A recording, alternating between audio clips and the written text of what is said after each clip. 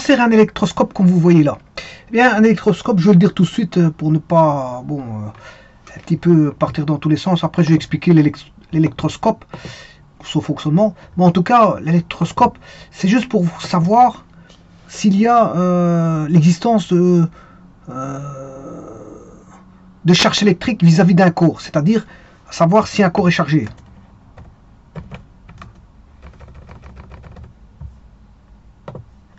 Alors s'il n'est pas chargé, il est neutre. Savoir si un corps est chargé ou neutre. Si un corps est positif ou négatif en charge. Alors je prends un cas de figure. Voilà. Alors de quoi est constitué l'électroscope? C'est un appareil qui a été inventé par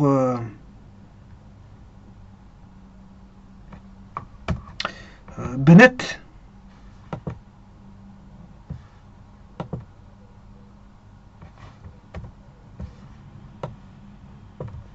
Voilà, c'est un appareil qui a été inventé par Bennett en 1786, donc 3 ans avant la Révolution française.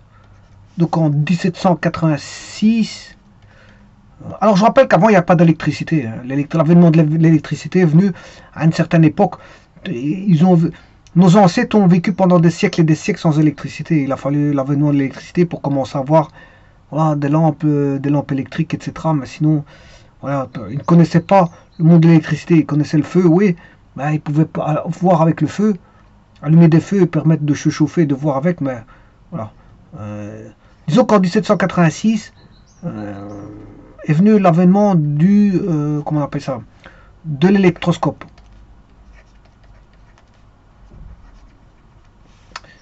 Alors l'électroscope ici, vous voyez qu'il est constitué, bon, on va le supposer déchargé, hein.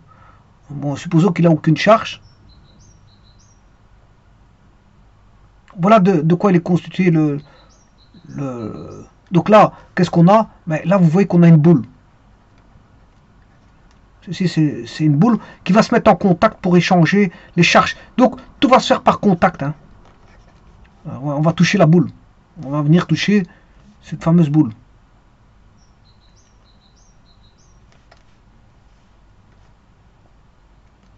Alors, en plus de la boule est reliée à,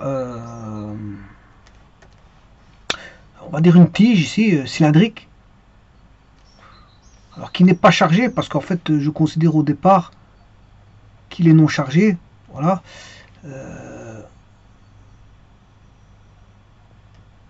Voilà. Donc on va mettre une tige conductrice, hein, évidemment, pour qu'on ait une répartition de charge tout le long du conducteur. Donc on a une tige conductrice.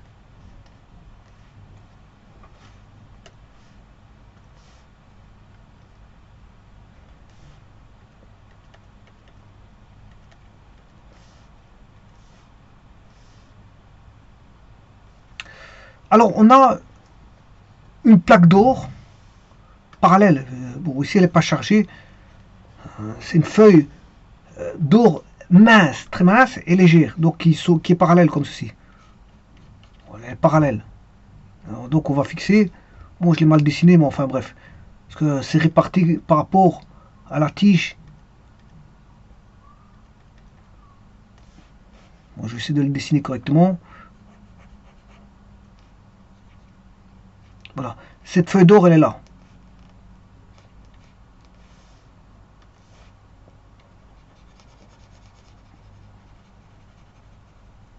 C'est une feuille très mince, une feuille mince d'or. Et qui dit mince, dit or, mince et une plaque légère.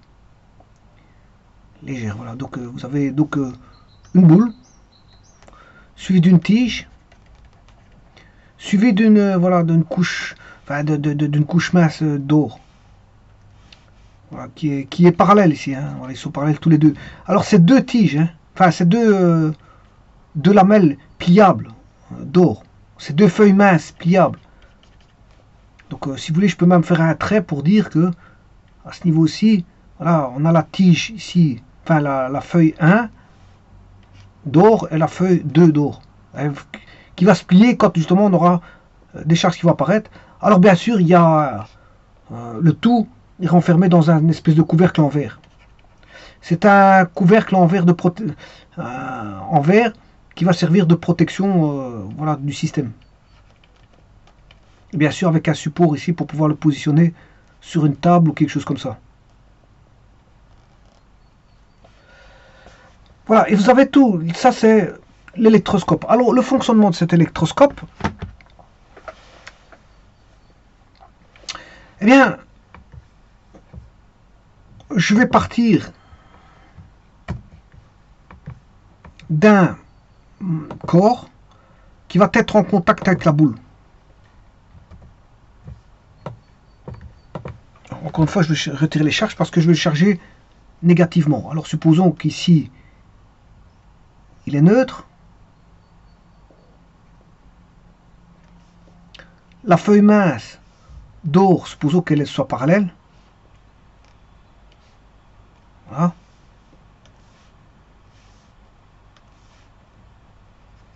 Donc on n'a aucune charge pour l'instant.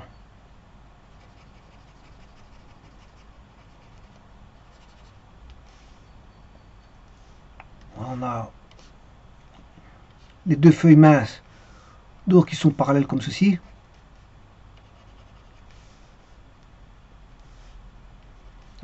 Et maintenant, je vais mettre en contact un corps chargé. Voilà, on va mettre un corps qui va être en contact. Donc, on va faire un transfert de charge par contact. Parce que je vous rappelle qu'on peut faire par contact, électrisé par contact, électrisé par influence, électrisé par frottement. Alors, il y a d'autres manières. Hein. Bon, ici, mais principalement, c'est celle-là. Alors ici, ça va être justement par contact. Donc on va mettre un corps en contact, chargé négativement. Donc ici, les électrons vont passer voilà, du corps en contact vers la boule. Puisqu'il est en contact avec la boule étant conductrice et la tige aussi. Donc si vous mettez des charges négatives, on va voir des charges négatives qui vont, bien sûr, comme on a à faire une tige conductrice, les charges moins vont se mettre en surface. Elles vont se répartir en surface correctement, en se répulsant les unes aux autres, de manière à bien se répartir. Et puis le restant vont se diviser pour moitié sur la feuille de droite, la feuille d'or de droite, et pour moitié sur la feuille d'or de gauche. Et donc on aura du moins, on aura, comme ici on a une séparation entre ces deux feuilles qu'on a, eh bien on va voir, voilà, deux charges de même nom se repoussent. Ce qui veut dire que là on pourra voir qu'il y a les deux feuilles d'or vont se repousser de cette manière-là. Elles vont se reposer comme vous voyez, donc de parallèles, elles vont passer, elles vont faire un angle. On va voir un angle défini. Cet angle-là va dépendre justement du nombre de charges qui sont accumulées. Et plus il y a de charges, et plus voilà, l'angle va se réduire. Alpha, c'est un angle alpha. On a un angle alpha, et plus cet angle-là, alpha, va se réduire. Donc on a un transfert du corps vers la boule conductrice bien sûr, puis de la boule vers la tige, puisque la tige est conductrice. Les charges sont bien réparties uniformément sur la boule. Voilà, en surface bien sûr. La tige c'est pareil, ils vont s'expulser les unes aux autres pour bien se répartir sur toute la tige. Mais le restant des charges vont s'accumuler sur les feuilles d'or. Et là, c'est là qu'on va voir la répulsion. Et comme on a deux feuilles d'or, ça va se plier avec un certain angle, puisqu'il va y avoir une répulsion. Répulsion. Et tout ça dans l'enceinte de protection qu'est le verre. Parce que c'est protégé par voilà, un corps en verre. Et donc ça permet de voir qu'on a des charges. Alors si vous voulez décharger, vous pouvez retoucher le corps. Hein. Vous touchez le corps, vous déchargez, comme décharge un condensateur, c'est pareil. Ou alors vous le laissez décharger à l'air libre. Mais avec le temps, bon, il va finir par se décharger avec le temps, avec veut dire l'environnement qui est l'air. Voilà, il va se décharger à l'air libre, c'est-à-dire au moyen du milieu extérieur. Au moyen du milieu extérieur. Mais avec le temps, hein, il faudra du temps pour le faire. Bon, comme un condensateur, bon, il peut se décharger soit en touchant par un objet, ben, les charges vont être transférées vers cet objet, et donc toutes les charges de l'électroscope vont être perdues vers l'objet. Voilà, qui serait un objet neutre, voilà, qui reprendrait les charges de l'électroscope. Donc ici, l'électroscope permet de savoir si voilà, le corps est chargé. Effectivement, il l'est ici parce que les feuilles d'or se sont, les feuilles d'or se sont, comment on appelle ça, pliées. Alors maintenant, voyons voir pour un corps positif.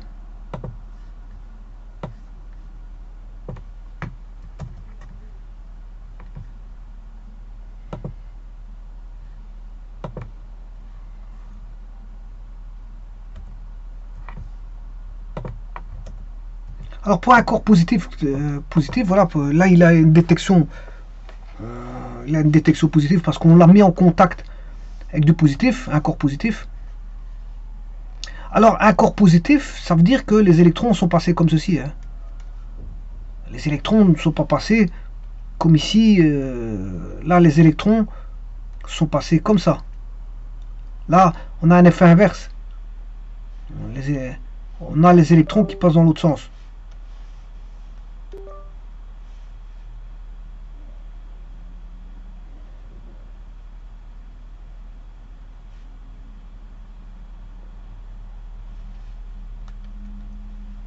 Mais la situation elle est même, hein. C'est comme si on avait des charges qui passaient,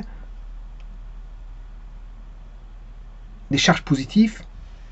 C'est comme si on avait des charges positives qui seraient transférées, voilà, du corps par contact à la boule. C'est comme si on avait un cheminement comme ça, mais en vérité, le cheminement est l'inverse parce que on enlève des électrons au système qui est l'électroscope. L'électroscope. Donc là, c'est comme si on avait des charges qui s'étaient mises de manière uniformément répartie sur la boule, uniformément répartie sur la surface de la tige.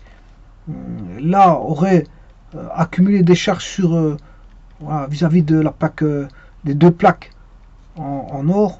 Et on aurait eu un angle ici du fait qu'on a des charges de même signe. On a voilà, une répulsion avec un certain angle alpha, on a un angle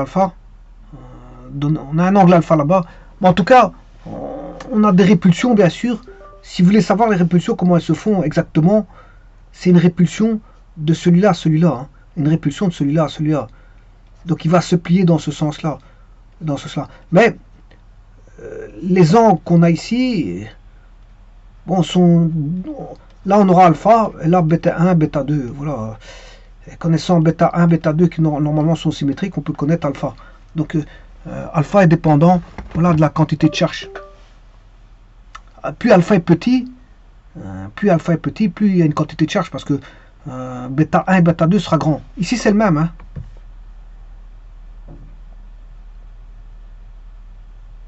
Ici c'est le même. Alpha doit être petit parce qu'ici la répulsion, elle se fait de la tige, voilà. Le plus de la tige, voilà, avec on a une répulsion comme ceci et notre répulsion comme ceci. Donc là on a un angle alpha et puis il y a des répulsions et puis ça va se plier, et alpha sera d'autant plus petit que c'est chargé en charge négative ici, hein. Voilà, en charge négative. Et ici ce sera voilà, le alpha est d'autant plus petit que bêta 1, bêta 2 grand, c'est-à-dire plus il y a de charges positives. Alors je vous rappelle que les charges positives c'est considéré comme des électrons qui fuit de l'électroscope vers le corps. Hein. Mais on dira que la vision des choses, c'est de dire que le corps transfère des charges positives vers l'électroscope, alors qu'on sait bien que ce sont des électrons qui s'échappent voilà, de l'électroscope vers le corps.